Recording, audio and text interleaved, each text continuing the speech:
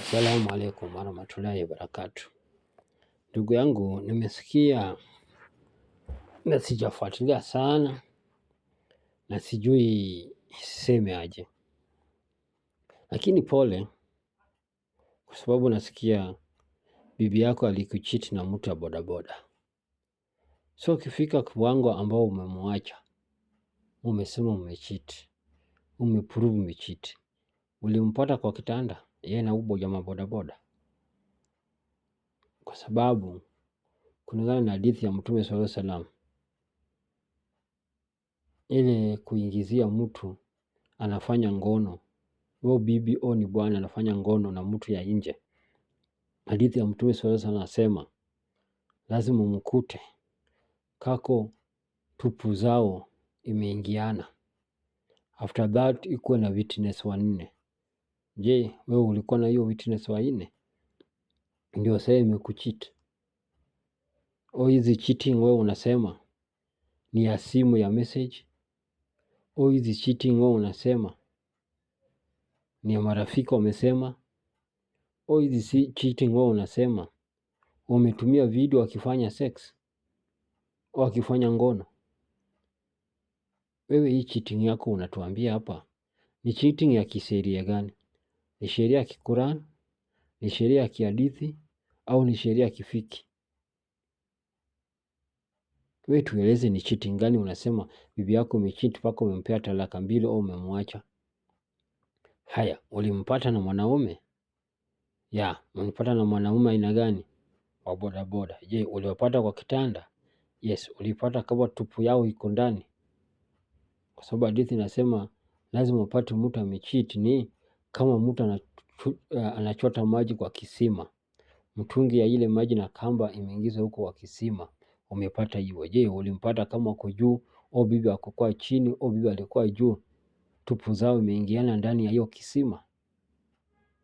Na je, kama tunataka kuprove kweli uliwapata hivyo, uko na witness wanne?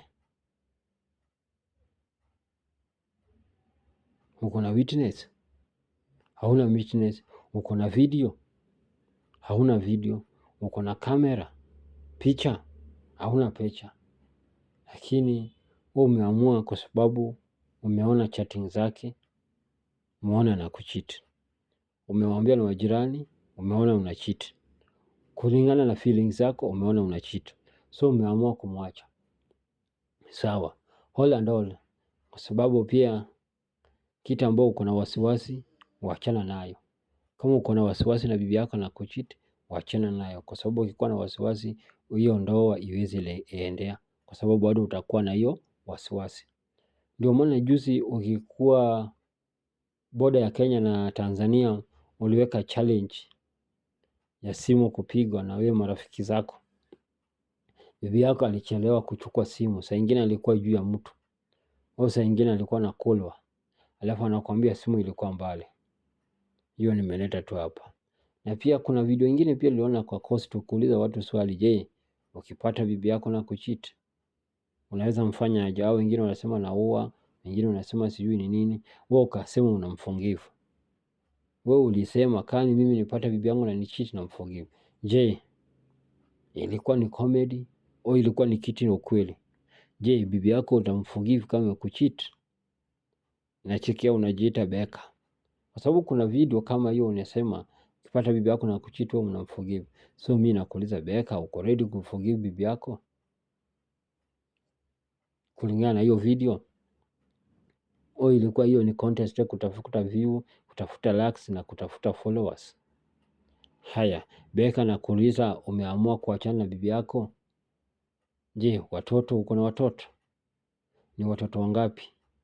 Wanasoma? Je, umejua aje kama ni watoto wako?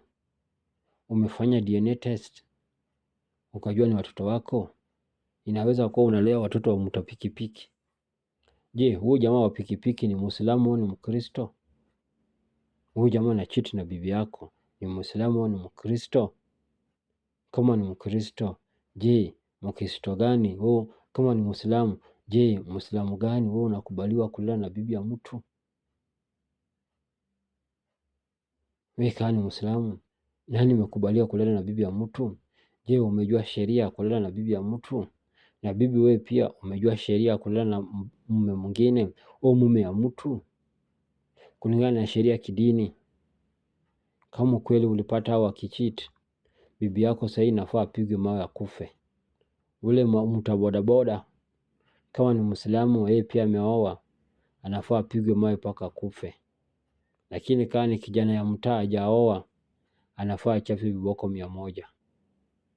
Je, wanajua hizo sheria? Wanajua hizo sheria? Nimemaliza hapo.